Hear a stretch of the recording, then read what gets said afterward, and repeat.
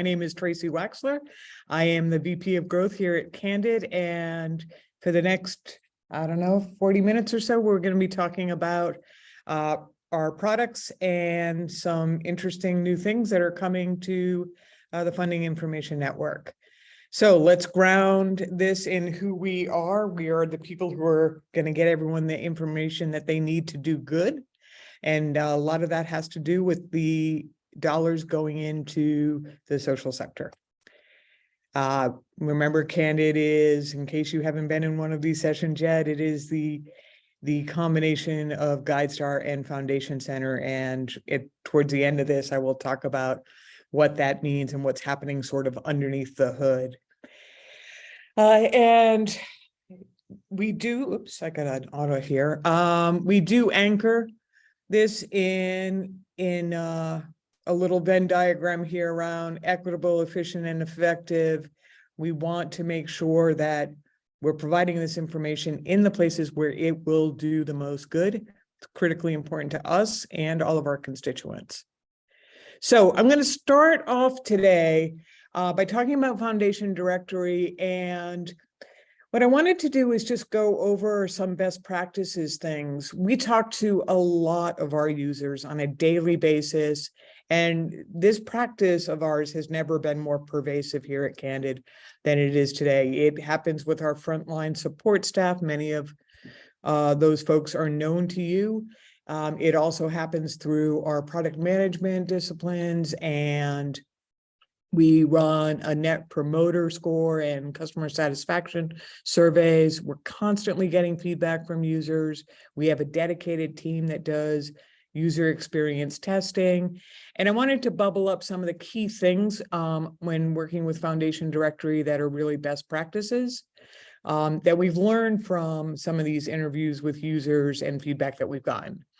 So the first thing is there's a difference between the find funding search bar that you see here, and in advanced search, there's a keyword field.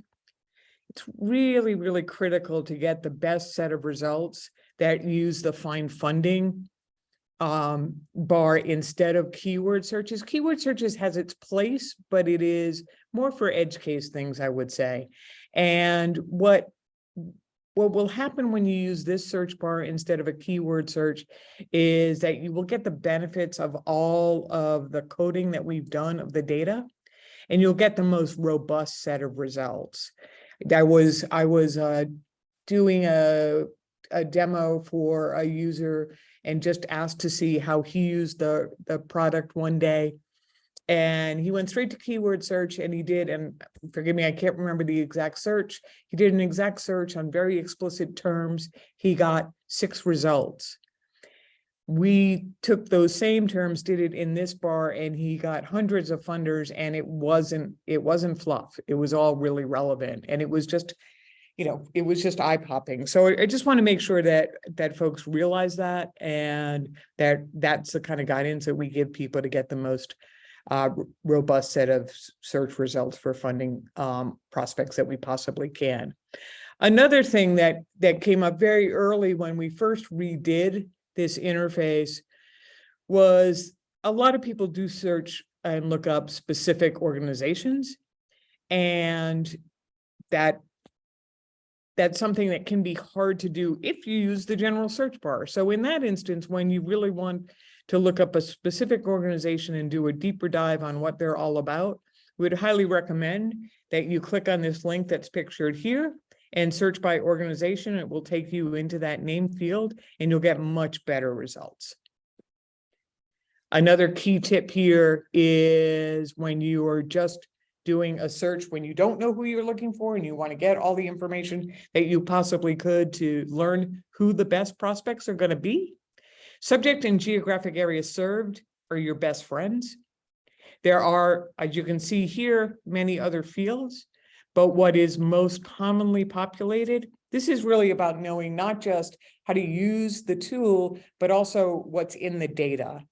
And oftentimes you may be working with a patron who is targeting a specific population, but not all grants actually are coded that way. So you really want to use that more as a refining tool as opposed to your initial search. So our best practice guidance here is always that the two most critical things are the area that you're working in, subject area, and where that work is happening. That's going to give you the best set of results, and then fine tune it later, but first start that way. And then my favorite, lots of folks in the Candid universe know how I feel about 990s. I think 990s are an imperfect solution that are something that makes our patrons work harder than they have to.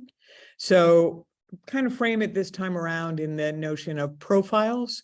The profiles you will find on organizations in Foundation Directory versus 990s. Our profiles are going to allow you to save time and discover more. And, we always say in the time that you can diligently pour through one 990, in a fraction of that time, you could have a list of hundreds of viable funding prospects. And then what we want to enable you to do, which you can't do by looking at an individual 990, is in an instant, understand whether you should stay or you should go. And what I mean by that is this funder that showed up on a prospect list, right, based on search criteria. You get a quick sort of executive summary here about what they're about and make sure that they seem like a good fit. And you can do that in an instant.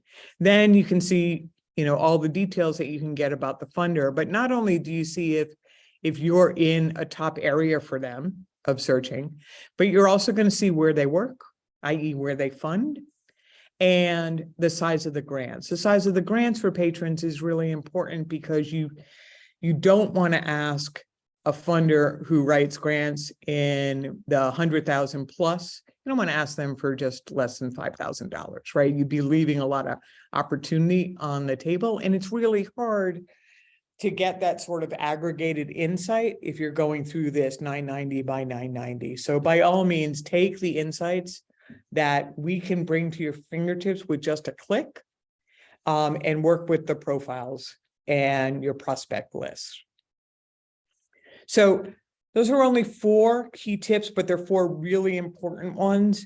What I want to make sure that we're able to do is avoid our mutual patrons getting stuck in analysis paralysis, getting the information that they need so that they can make the next decisions and take the next actions as quickly as and efficiently as possible. Every bit of research that we've done on folks who are doing fundraising for organizations tells us that time is so precious, and they are not only doing fundraising, but they are also wearing many other hats at their organizations. And even if they're wearing just a fundraising hat, once they get the list of prospects, they got to go through the grant application and stuff, and that takes time. So this is the part where we can really speed up the process. You're going to save time, and you're going to discover a lot more using profiles versus 990s. Now I'm going to hand it over to Dave and Asia for an exciting announcement. Thank you so much, Tracy. I just want to start by saying, I think the beauty of this network of funding information network partners is that you really are collaborative with us in this, right? So what I mean by that is we are always listening to you. We have a great relationship with you. We have a team of humans who work with you whenever you have questions. And I think the beauty in that is that we are always in tune with your needs and how you can serve your communities better. And we always appreciate that feedback that you send to us. We are always listening. And to kick things off, I just want to say that we heard you, including during our session earlier today, talking about Candid Seals, about your interest in gaining access to GuideStar. Well, I don't know if there's any drum roll, any sound effects we can get here. But I just wanted to say that we are beyond thrilled to share that starting in 2023, GuideStar Pro will be included in your fin package. So in 2023, GuideStar Pro will be added to your suite of resources that you are providing to your communities. How's that for a drum roll? There you go. I love it. We need CG confetti drops or things like that. Many of you already know how having access to GuideStar Pro will help you serve your communities even more than you already are.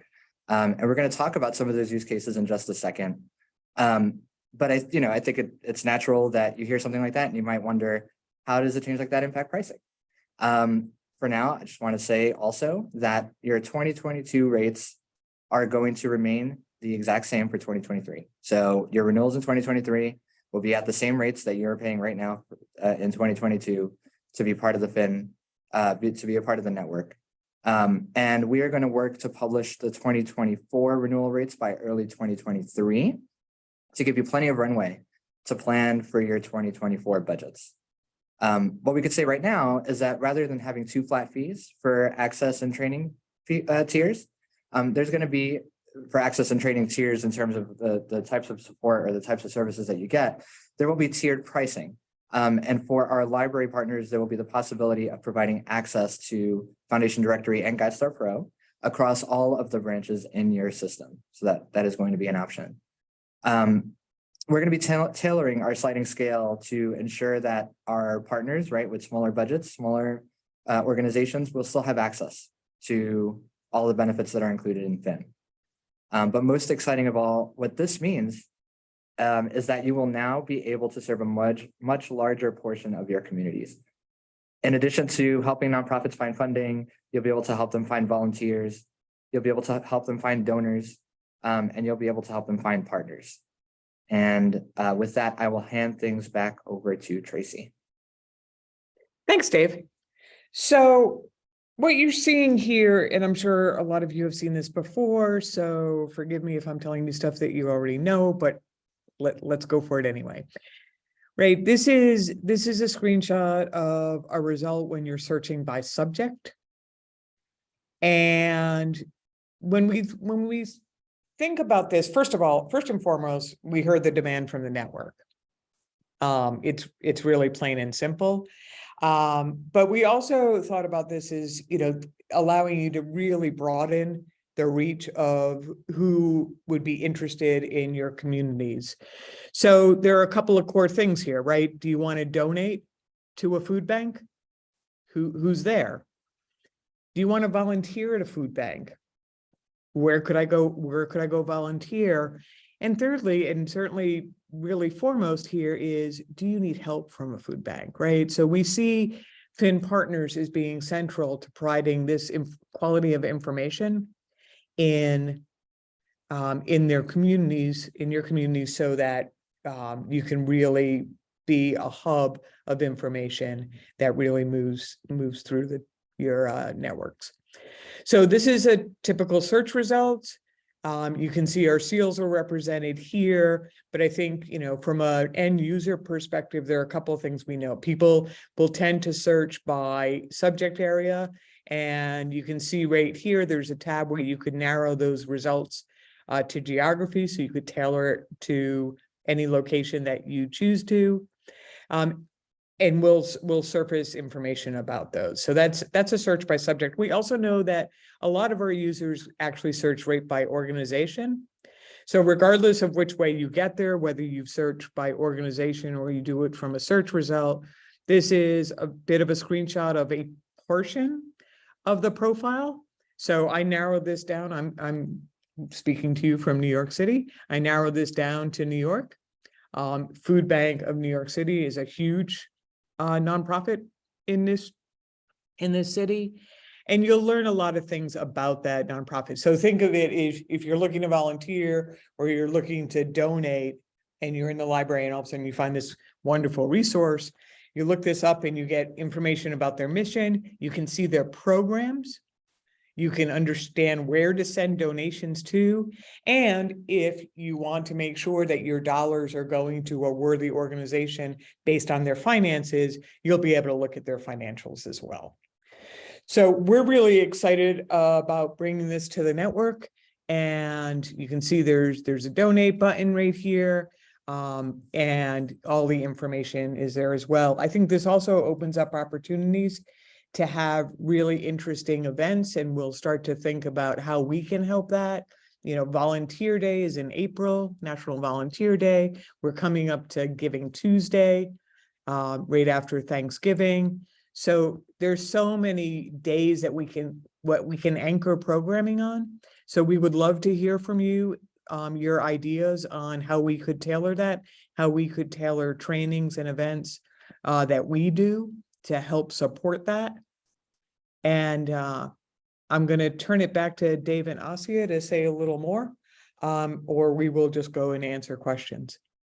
Yeah, I was just gonna add some clarification from the questions that I'm seeing in the chat. There's some questions about the branches. So yeah, there will be we're looking at having two options. One that will be sort of similar to what this is, which is you have it at one branch as is, and then a separate set of options if you do want to extend across your entire system. You know, we recognize everyone's systems are different sizes, so we're thinking through the different options for that. But yes, so you will have two options: keep it in one location or spread it across the system.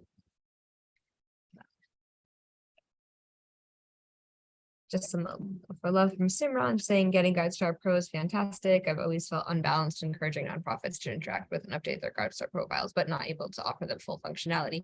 Yeah, so this will be a great sort of complement to Go for Gold, right? Because you can send people to update their profiles. They can access Foundation Directory if they're a small nonprofit, the essential version, and then they can come on site to use Pro of both tools. And will have had an opportunity to do some work at home before coming. Yeah, the other thing I'll add to that, Asia, is, and for anyone who was in Lori's session earlier, we talked about this. For nonprofits, once they do gain their seal, the small ones under $1 million will have a complimentary subscription to FD Essential in our Go for Gold program. But we also have a really important additional new feature, which is about sharing their full profile. So once a nonprofit earns a seal of transparency, they will, in their benefits package, see a link that is for them specifically. It is a link that they can put on all of their collaterals. They can post it in social media. They can post it in signatures in their fundraising campaigns. And that link will give the recipient a full unfeathered access to their profile. And that's a great way for them to introduce themselves to funders, be them institutions or individuals. But they can be proactive in sending out their information and do it at scale, right? They don't have to craft, a new message or a new document every time. Their profile can serve as that, and seal holders will have a shareable link to the full profile.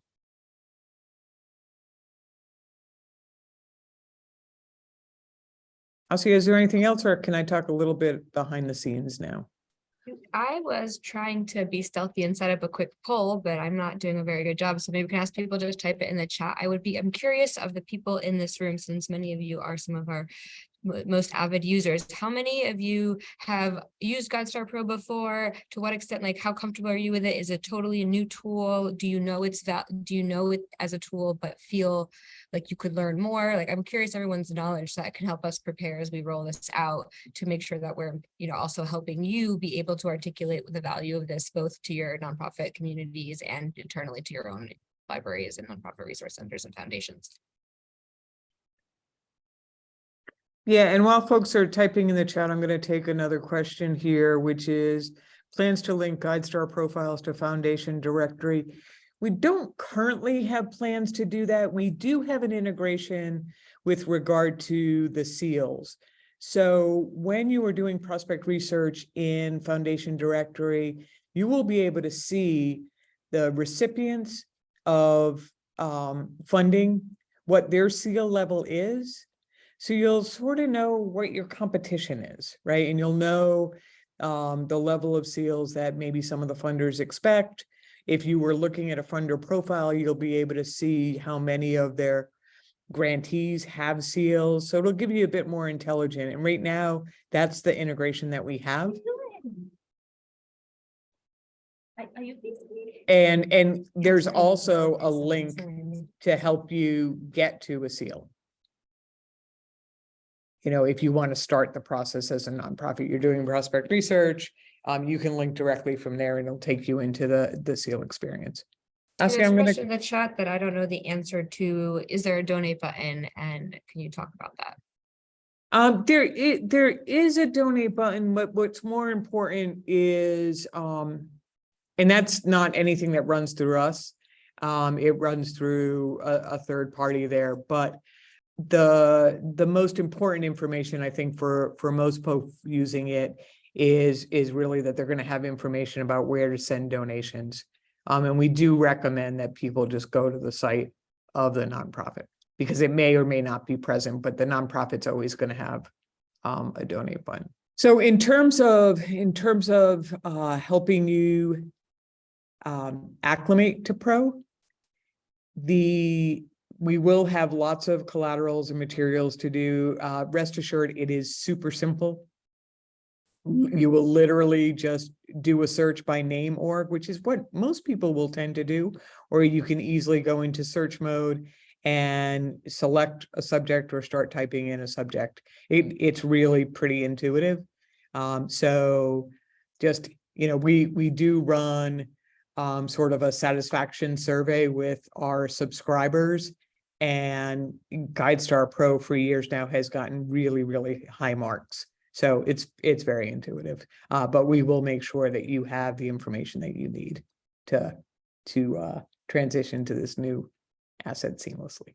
All righty, so I'm going to talk a little bit now. We can come back to questions in a moment about what's been happening under the hood, if you will.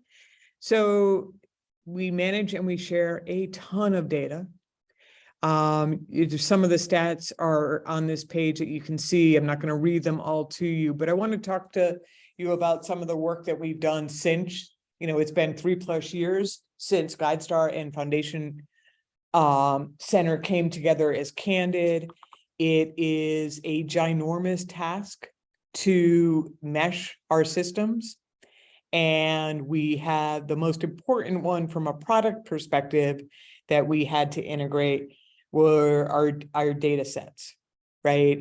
We offer, we have a ton of data and we had it living in a bunch of different repositories.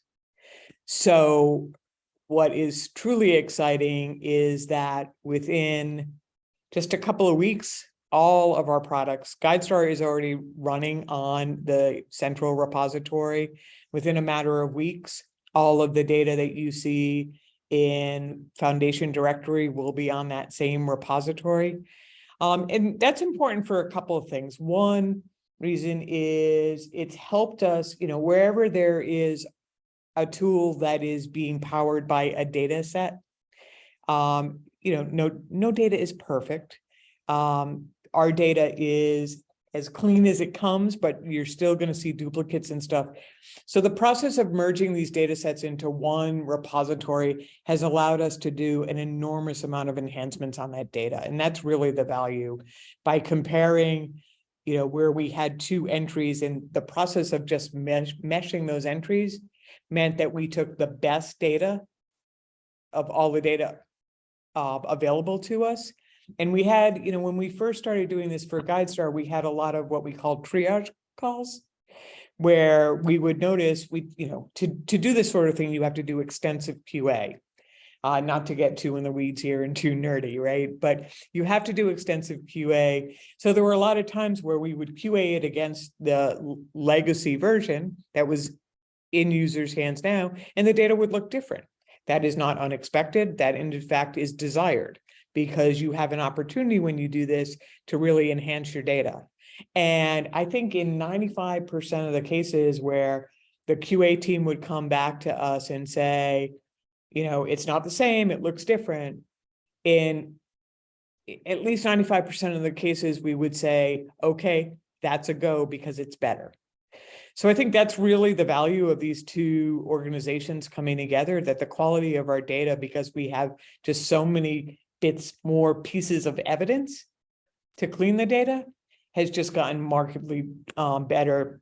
And where I think that's going to be a real bonus for users is that our people data will also get better around that. So there are lots of rules and all this stuff that, our data team and our tech team is extensive, as I'm sure you all know, have in place to make sure that our survivorship rules are great. And, under the hood, the merging of these 2 data sets into one repository is just going to be a big win for the sector. And we're really excited about that. However, as I said a few minutes ago, data is not perfect. Anyone who tells you it is dealing in fantasy land. So we have, but what's important is how we react to that. So through all of our chat mechanisms, through all of our frontline support, we take any reports of a data inaccuracy really seriously. We get those to our data team as soon as we get them, and our data team is incredibly responsive and grateful for the feedback because it just makes our information stronger.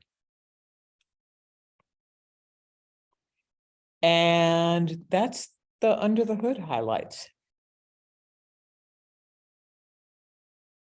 Questions? Oh, there are several, Tracy, we can, Bring them. all right. We have a handful here. I want to make sure I don't ask anything that's. Data Aussie- inaccuracies, hit us in the chat. Yeah, that's the newest one. How do we Yep. report data inaccuracies? Yeah. Hit us in the chat, hit us in the contact us.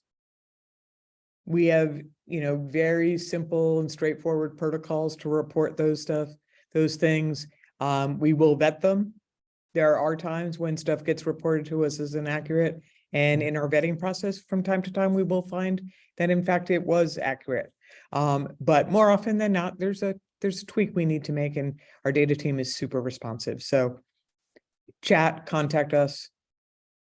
We take that stuff really seriously, and we've got a whole team of people who have eyeballs on it. I can share Great. the results of my impromptu poll, which look like actually quite a lot of people are familiar with GuideStar, but if they've used it, they've used the free version and not the pro version. So I'm thinking we'll have to take Lori's session that she did earlier and do a couple early next year, just opening it up to the Fin network.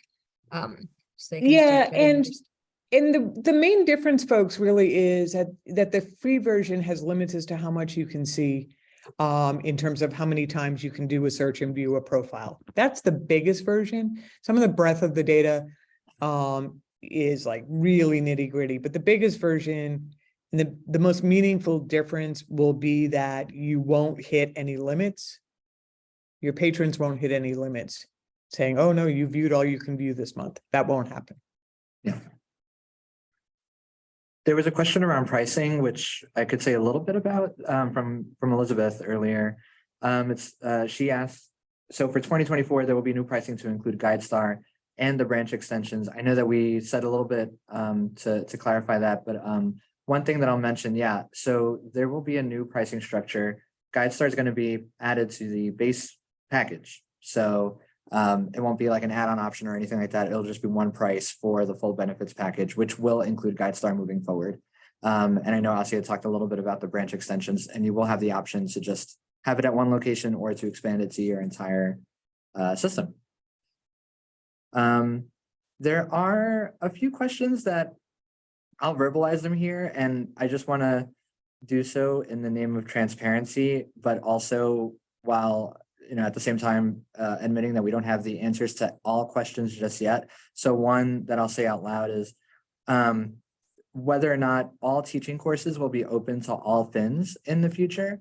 I know Asia responded to this in chat, but just to kind of say out loud that we are exploring different options to make curricula as accessible as possible across the network for folks who are interested in performing trainings of their own. We don't know exactly what that's going to look like yet, but we are actively talking about it, and we'll be able to share a lot more detail about that hopefully very soon. I don't know, Asia, if you want to add anything to that response. No, I guess I would just say that we are sharing this information as early as we can in response to feedback we've received from you over the past couple of years that you want more advanced notice on information coming out from us. So we're trying to give as much information as we can, but also or give you as much advanced notice as we can versus waiting until we have everything finalized, which would then give you less notice. So that's why that we don't have full 100% answers on everything, but we did want you to be aware and to be hopefully as excited as we are that we are finally getting to this point that we've been talking about for quite a few years and making all of these changes that will make it hopefully much easier for you to serve larger swaths of your community and make our resources more accessible and frankly more equitable. Wonderful. Yeah. And Debbie asked about the timing for the changes. So yes, GuideStar Pro will be added to the package beginning in 2023. Pricing will not change until 2024, but GuideStar Pro is coming next year. Yeah, and I'll just add, what's going to be really interesting for us is, to hear your feedback on, how your patrons are using it, how you see it impacting those 3 high-level use cases, right? Of, helping the community know who to donate to, where to donate, and helping people who need services find who in their community is providing them. So we'll be really interested to see how that sort of way, how those 3 buckets come into play for your communities. It'll be really great feedback for us. So thank you in advance. We're getting a few chat messages just asking roughly when they could expect the new rates to be published. Go ahead, Tracy. Yeah, I think as early in 2023 as humanly possible. We know you've got budget requests to get in and stuff, and we want to make sure you have ample time to deal with that. Yeah, and I think I'll just add to that too, that we want to make sure that we get it right. We want to make sure that we are putting out a set of rates that is equitable for the entire network, but at the same time ensuring that capturing the value of what's being provided. So we just want to make sure we get it right, but we will be aiming for as early in 2023 as we can. Yeah, it seems like a lot of people are sharing that they start their budget planning as early as April. Pretty early. So Yeah. duly Yeah. noted Oh, and April? helpful feedback for us. Don't worry about it. We got you. There was a piece of feedback that was that could be helpful. I think if maybe Shelley, if you want to expand on it a little bit in the chat, it says, how about a section on the network site so Finns can upload programs if they'd like to share with others? Are those programs that you're hosting at your location, trainings? Is that what you mean by that? I know there's a little bit of a thread there, but maybe. Shelley doesn't have mic capabilities. Oh, yeah, she won't be okay. able to unmute and answer your question. But Sorry about that. I asked a follow-up question in here and she specifies, I think, about PowerPoint presentations and programs. So I think it sounds like a file sharing resource within the Finn community. Gotcha. So duly noted. Thank Yeah. you, Shelley. Thanks, Shelley. I just want to thank everyone for all their great partnership throughout the years. We've gotten tremendous feedback from you all year long, this year and in years past, and it really does influence how we think about future iterations of our product roadmaps and stuff. So from the bottom of my heart, thank you. And thank you for providing all of these great services to your communities.